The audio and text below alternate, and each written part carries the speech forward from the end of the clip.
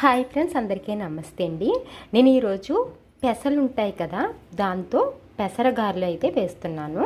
ముందుగా పెసలను అయితే పొద్దుట నానబెట్టుకున్నాను, రాత్రికి వేస్తున్నాను. నానిపోయిన తర్వాత అండి, అంటే పొద్దుట నానబెట్టుకుంటాం కదా, రాత్రి నానబెట్టుకుంటే పొద్దుటికి శుభ్రంగా నీరంతా వాడిపోయేలాగా ఒక దాంట్లో వేసేసుకున్నాను. నీళ్ళంతా పోయిన తర్వాత చక్కగా మిక్సీలో వేసి పిండి చేసేసుకున్నాను.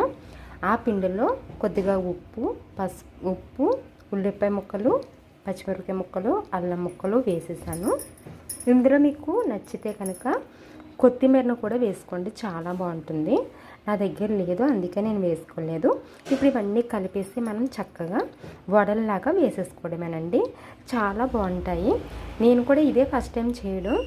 అంటే నేను యూట్యూబ్లో ఒక ఆవిడ మామూలుగా అంటున్నారన్నమాట, ఈరోజు టిప్ను పెసర వడలు అని చెప్పారు.